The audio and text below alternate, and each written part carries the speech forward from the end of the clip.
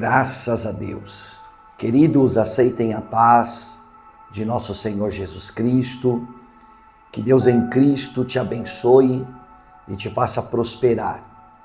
Que o bom Deus possa nesta manhã, tarde ou noite te conceder mais uma oportunidade de crescer no conhecimento e na graça. Nós estamos reunidos aqui para uma aula magna, introdução sobre hamartiologia, a doutrina sobre o pecado. Seremos imersos em uma doutrina 100% bíblica e falaremos da inerrante palavra a partir de então, pautado neste trimestre. Nos próximos 3 meses estaremos à luz da Escritura, compreendendo a penúltima matéria, já de nosso curso em Teologia Sistemática. A doutrina sobre o pecado, envolvendo assuntos de suma importância, não só para o cristão, para aquele que almeja a salvação, mas principalmente para todo ser humano, todo homem que está sujeito a um corpo corruptível, cujo a manifestação e a consequência do pecado em Adão resultou. Então eu gostaria que você se preparasse. Separe aí já o seu caderno, sua caneta. Teremos uma aula introdutória trazendo um pano de fundo muito importante sobre esta doutrina. Todavia, tributemos a Deus a adoração, a glória e a honra, fazendo-lhe uma oração. Amado Deus e eterno Pai que estás nos céus, no nome de Jesus nós queremos adentrar a Tua presença e tributar ao Senhor honra e gratidão. Dar-te, ó Deus, o nosso coração, a nossa alma, a entrega de nossas vidas diante do Teu altar, para que a partir de então, por meio do Teu Espírito, o Senhor traga-nos a revelação, o discernimento, o entendimento da Tua palavra. Faz-nos, ó Deus, compreender e entender qual seja a boa, a agradável e a perfeita vontade do Senhor. Para tanto, ó Deus, peço ao Senhor que alcance os Teus filhos e manifeste o Teu poder para a glória de Deus Pai. Amém e amém. Senhoras e senhores, nós pautaremos, portanto, na doutrina do pecado, hamartiologia, e como vocês estão acostumados, a junção de 2 palavras, aquela que já estamos familiarizados, logia de logos, que significa estudo ou palavra, e hamartia. Esta palavra hamartia, ela é grega e ela, na sua essência, é atribuída ao pecado. Todavia, quando vamos traduzir hamartia do grego para a nossa língua oriunda, nós entendemos que hamartia significa, anote isso, errar o alvo. Portanto, hamartia necessariamente não significa pecado, mas significa errar o alvo. E daí a evidência de que tudo que nos faz errar o alvo, tão logo é o pecado. Porque o pecado é aquilo que nos faz perder a salvação.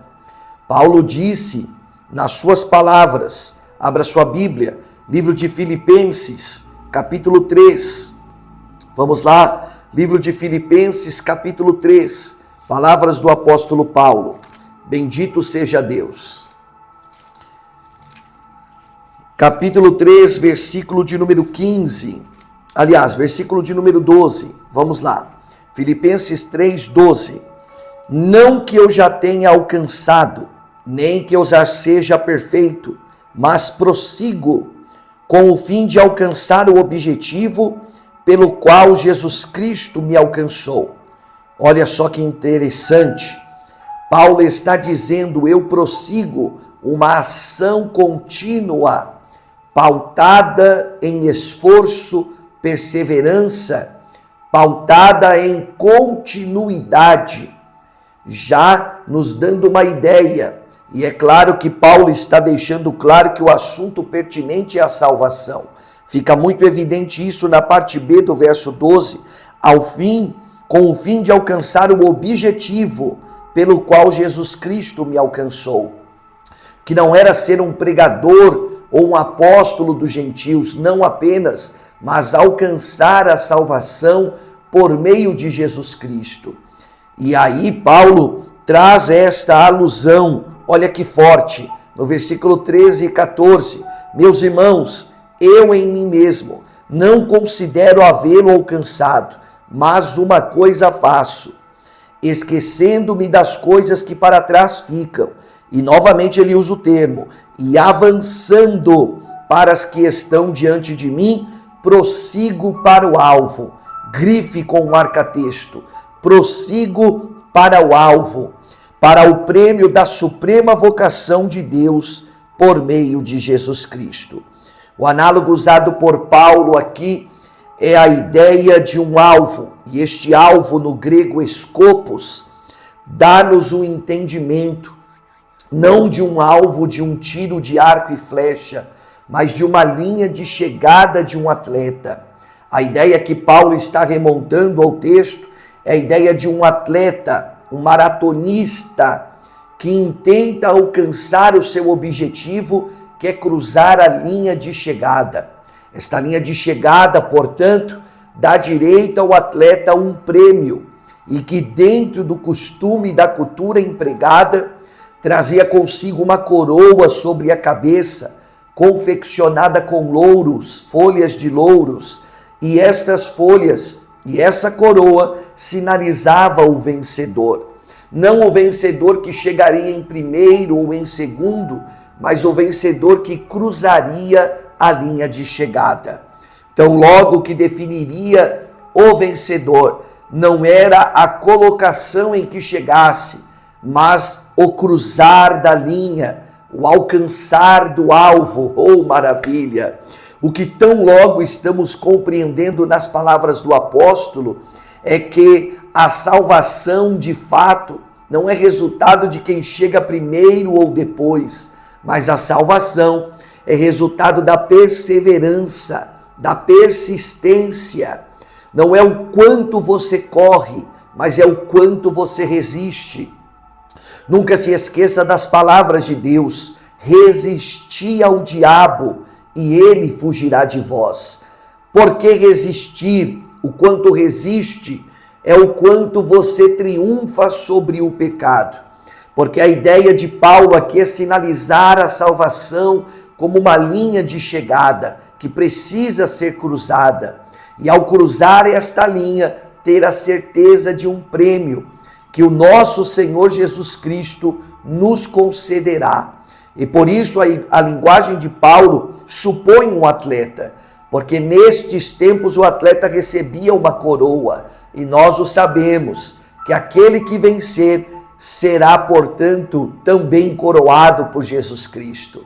Aliás, quando o seu nome foi escrito no livro da vida, quando nós, pela fé, fomos justificados por meio do sangue de nosso Senhor Jesus, foi-nos dada uma coroa.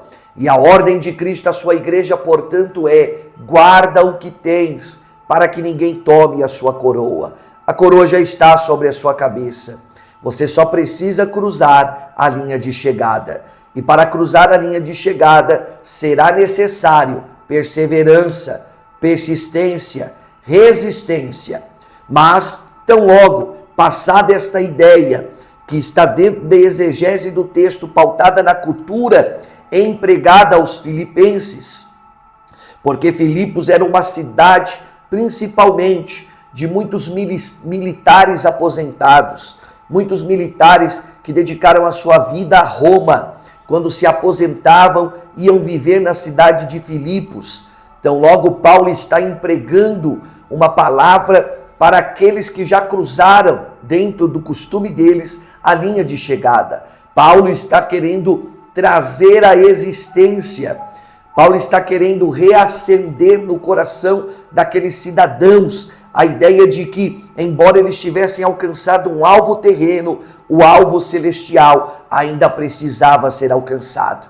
Embora, como soldados, eles poderiam dizer: cumpri o meu papel, alcancei o meu alvo, Paulo está dizendo: eu ainda prossigo para o alvo que está diante de mim, dando a ideia de que o limiar, a linha de chegada que todo cristão almeja, não está na terra, não está numa profissão, não está em uma condecoração humana, mas está na eternidade diante de Deus. Então, feito estes importantes apontamentos, Paulo usa a ideia de salvação trazendo a palavra alvo. Anote isso.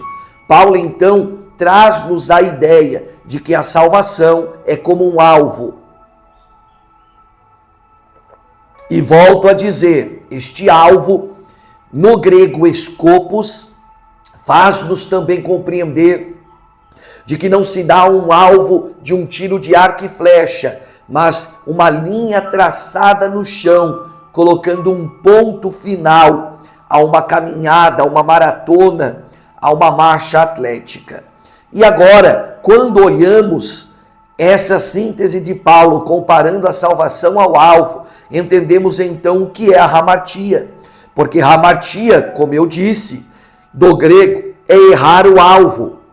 O que significa errar o alvo? Não chegar à linha de chegada. Então, se Paulo está trazendo a ideia de que alvo é salvação e hamartia é o erro do alvo, o pecado é a ação que te impede de chegar até a linha de chegada. Porque este pecado lhe fará não só errar a linha de chegada, mas por vezes perder a força, perder a continuidade, te enfraquecendo e fazendo com que esmureça nesta tão longa maratona, para que não haja em você a resistência. Então, o que nós vamos estudar a partir de então serão aulas magnas, porque nós veremos que além da iniquidade, além da transgressão, além da traição, além do errar o alvo, muitos são os instrumentos ardilosos usados pelo adversário para comprometer a resistência do cristão, para comprometer a santificação em nossa vida. Então, o que nós estudaremos será maravilhoso. Eu convido você a se dedicar ao máximo a essas aulas. Se porventura você ainda estava estudando angelologia, demonologia, escatologia, pare, interrompa por um espaço de tempo e venha conosco se dedicar a estas aulas em hamartiologia. Prosseguindo em Filipenses, porque ainda quero ler convosco o versículo 15 e o versículo 16. Paulo deixa claro que o triunfo, a luta contra o pecado, é uma luta que perdurará enquanto vivermos neste corpo. Ele deixa claro em Atos, em palavras verbalizadas, no versículo de número 12, ele diz: eu prossigo. No versículo de número 13, ele diz: avançando, bendito seja Deus. E no 14 torna a dizer: prossigo. Todos estes verbos conjugados no pretérito imperfeito, dando-nos a ideia de uma ação contínua. Não existe, senhoras e senhores, predestinação para a salvação que não seja, bendito seja Deus, impossível de ser revogada mediante o ato daquele que é salvo. Todo aquele que almeja a salvação precisa avançar, precisa prosseguir, precisa caminhar, precisa estar diante de Deus. E nós falaremos muito sobre isso a respeito, falaremos muito a partir de então, porque desde o século XV permeia-se uma guerra entre a visão de Armínio e Calvino, no tocante à salvação, no tocante à doutrina do pecado. Muitas são as divergências na linha teológica, por conta dessa problemática envolvendo a hamartia e a soteria, envolvendo o pecado e a salvação. Mas, para todos os fins, antes de imergirmos nesse trimestre tão importante, eu já quero pontuar e declarar algo a vocês. Não tomo partido de Armínio, nem tampouco de Calvino. Eu tomo o partido de Cristo, que no princípio era o Verbo, e o Verbo estava com Deus, e o Verbo era Deus. Assim como Cristo pontuou nas Escrituras, uns diziam ser de Cefas, outros de Paulo, outros de Apolo, mas todos precisavam ser de Cristo. Eu não tomo partido de A ou B, mas fico com o que a Bíblia ensina, com o que a Bíblia pontua. E é esta percepção, é esta visão que eu passarei adiante a vós. Por isso, no versículo 15 e 16, Paulo nos ensina o segredo para prosseguirmos para o alvo, para termos continuidade, abundância, constância, resistência, perseverança. Observe, assim que todos os que somos maduros sintamos a mesma coisa, e se outra coisa sentis, isso também Deus há de revelar. Aqui está o segredo, verso 16. Portanto, considerando aquilo que já temos alcançado, sintamos o mesmo, prossigamos no mesmo padrão. Circule esta palavra, prossigamos no mesmo padrão. Aleluia! E qual é o padrão, senhoras e senhores? Faça uma seta, porque o nome deste padrão é santificação. O nome deste padrão é santificação, porque somente prosseguindo neste padrão de santificação, nós diremos não ao pecado, nós venceremos a hamartia, nós não permitiremos com que o inimigo de nossas almas frustre-nos nesta maratona para não nos fazer passar a linha de chegada. Então a ideia que Paulo aponta, usando este termo alvo, e é por isso que eu estou introduzindo esta aula, esta matéria, com esta palavra de Filipenses, porque se hamartia significa errar o alvo, Paulo, quando vai escrever aos Filipenses, ele diz: eu prossigo para o alvo. Nós temos antônimos aqui. Se a hamartia é o pecado, errar o alvo, prosseguir para o alvo é a salvação. Paulo está, portanto, combatendo o pecado. E ele nos ensina no âmago do versículo 16 que o combate contra este pecado será resultado da santificação. Faça isso, escreva a palavra santificação. Vá para o fim desta palavra. Retroceda 4 letras e me diz que palavra que forma as últimas 4 letras do nome santificação. Vamos lá? Temos o O, o A, o C cedilha e o A. Teremos uma palavra formada chamada ação. Oh, maravilha! Então, o padrão que nos faz prosseguir diante de Deus é uma ação. Uma ação, são atos, são obras. Fique claro, a salvação é pela fé e não pelas obras, mas a fé sem as obras são morta. Portanto, nós temos uma conjunção de valores. Aquele que por Cristo foi salvo precisa produzir, aleluia, precisa produzir obras de salvação.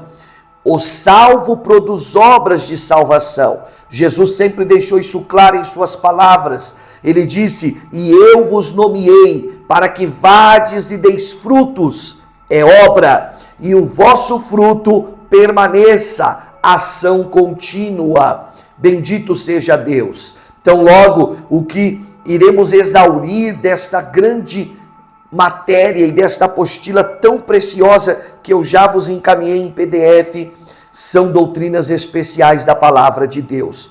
Tudo de acordo com o que a Escritura nos aponta. Portanto, nós temos um padrão.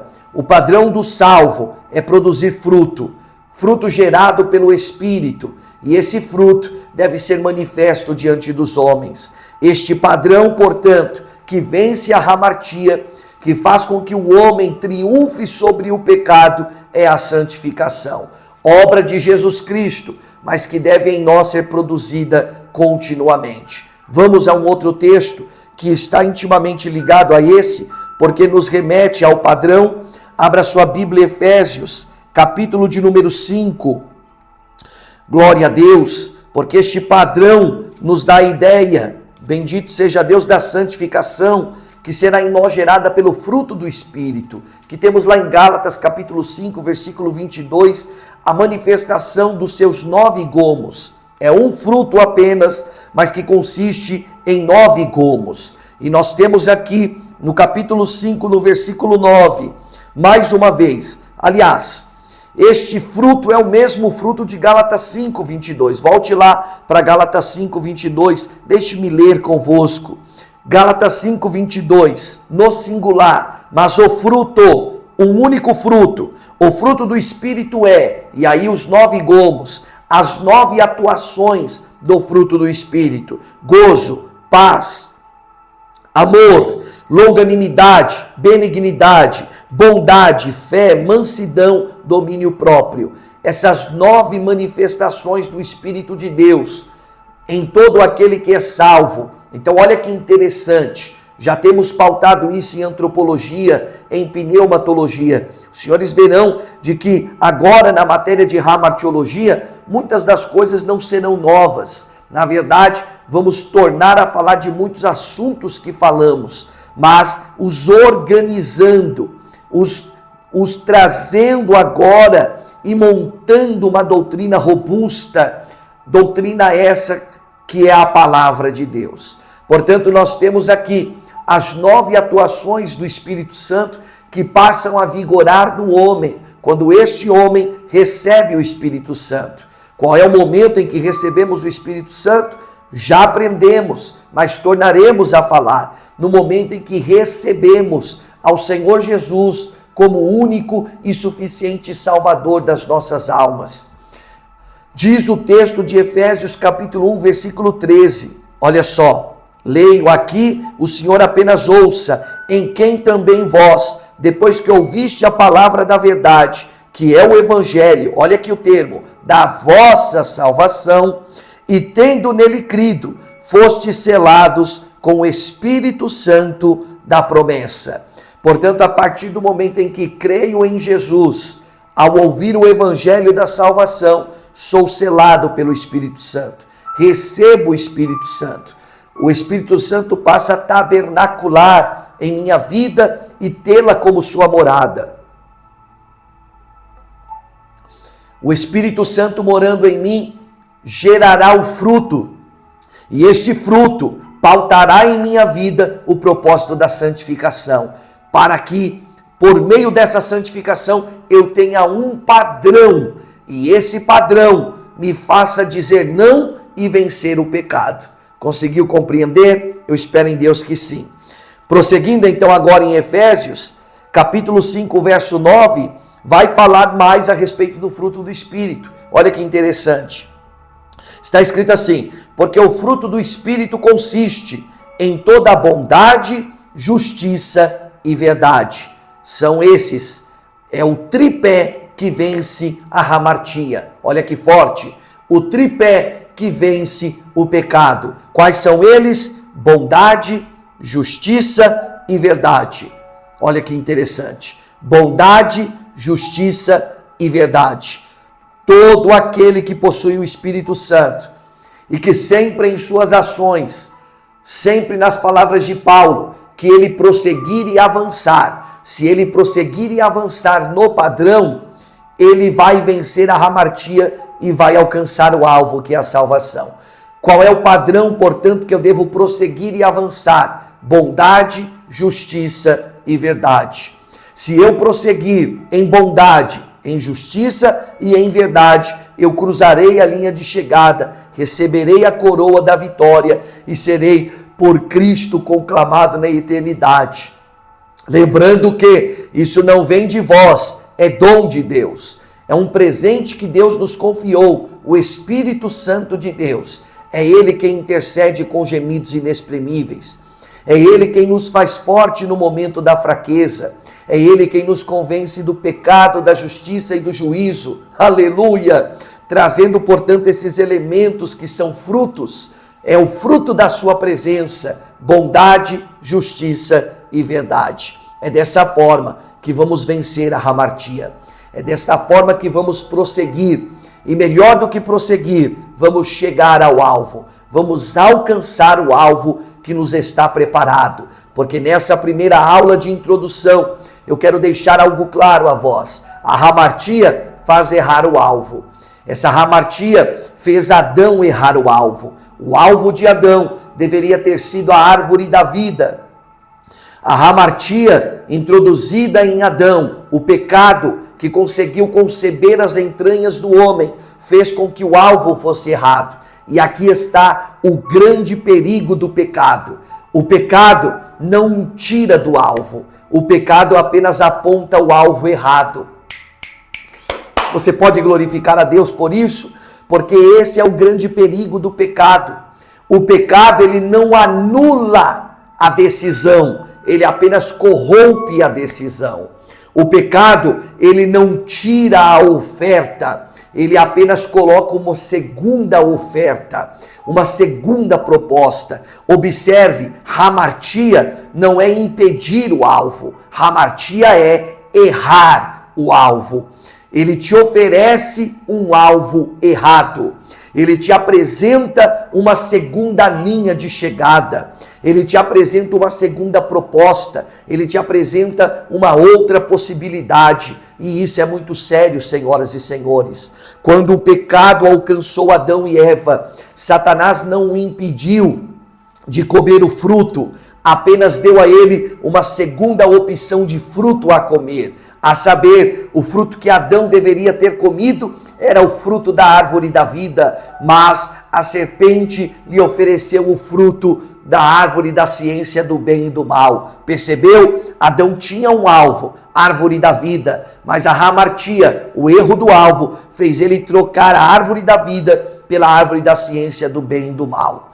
E a partir de então, nós vamos observar que de igual modo, o homem, eu, você, nós, passamos a ter em nós um alvo. Qual alvo? Ouvir o Espírito. Somos uma tricotomia, espírito, alma e corpo. No corpo está a carne, a cobiça, a concupiscência, os desejos, os desequilíbrios do instinto que nós já estudamos, desde o pecado, a aquisição, a autoproteção, a alimentação, a comunhão, a reprodução e o domínio foram afetados pelo pecado que nasceu nas entranhas do homem desde a queda de Adão.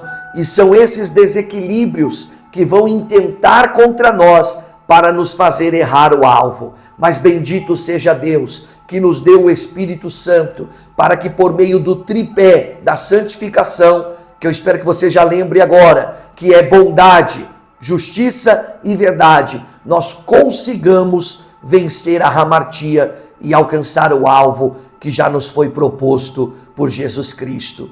Este alvo é uma linha de chegada. E como disse o autor de Hebreus, entrei com ousadia pelo novo e vivo caminho que Cristo nos consagrou por meio de seu sangue. O alvo é logo ali e o caminho está aberto. O que te falta é apenas prosseguir. E nesta aula de introdução eu te ensino a prosseguir no mesmo padrão que é a santificação, por meio do fruto do Espírito, justiça, verdade e bondade. Fazendo isso, eu tenho certeza, a hamartia não conseguirá nos afetar, porque nós estamos convictos e concretos. Eu, você e nós prosseguimos para o alvo que é Jesus Cristo. Prosseguimos para o alvo que é a salvação.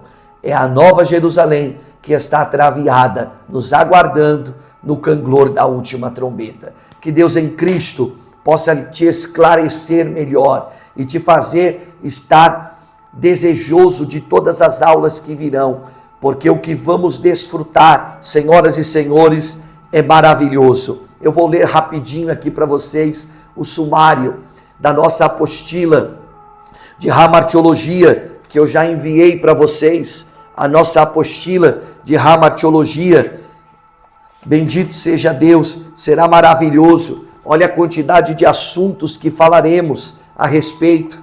Vamos estudar hoje aqui na introdução, vamos estudar a origem do pecado. Diferente do que muitos dizem, a origem do pecado não está em Adão. O pecado não começou em Adão. O pecado não começou no homem. A origem do pecado é antes da humanidade.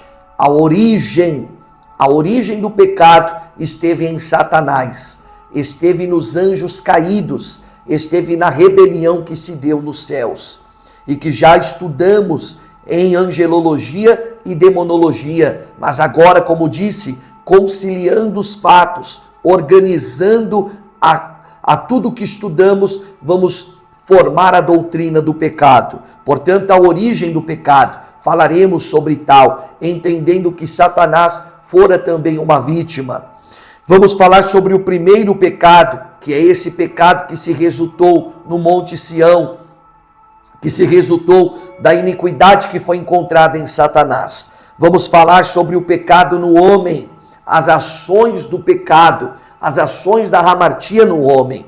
Vamos falar sobre o trabalho e a dor, isso mesmo, o trabalho e a dor. Quem nunca ouviu dizer que quando chegar ao céu, as mulheres terão um contato com Eva e lhe indagarão, porque julgam ser a dor de parto resultado do pecado de Eva, quando na verdade a dor já existia. A Bíblia diz que Deus multiplicou a dor, mas se ele multiplicou é porque a dor já existia.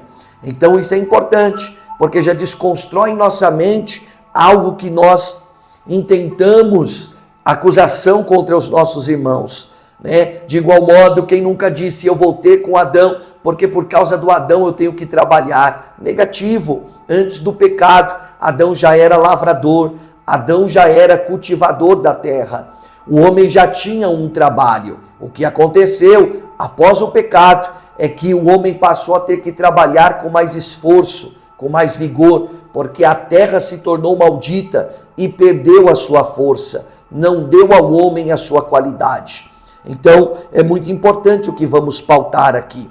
Olha que intrigante este tema que vamos estudar. O pecado pode ser herdado? Será que os filhos herdam os pecados de seus pais?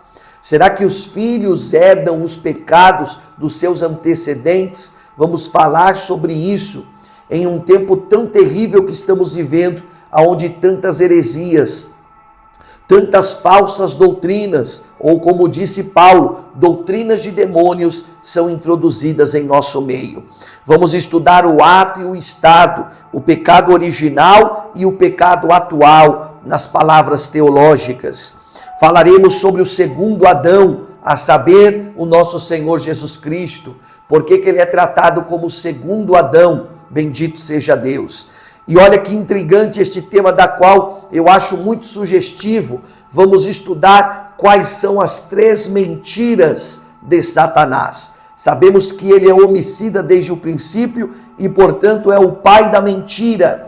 Mas mesmo Satanás sendo o pai da mentira, está limitado a contar apenas 3 mentiras. Nós vamos estudar isso à luz da Escritura.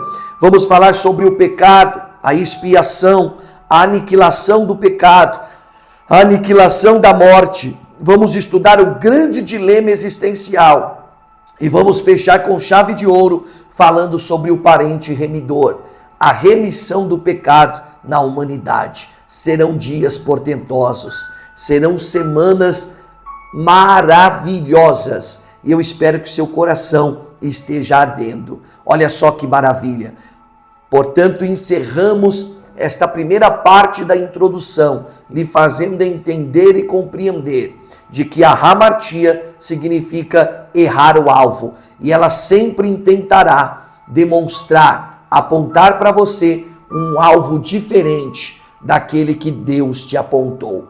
Ela te fará propostas, oferecendo a você oportunidades mentirosas daquela que Cristo te confiou como verdadeira. Jesus deixa isso claro. A porta estreita é a salvação. E o diabo, então, ele não apenas te tira da porta estreita, como te oferece uma porta larga.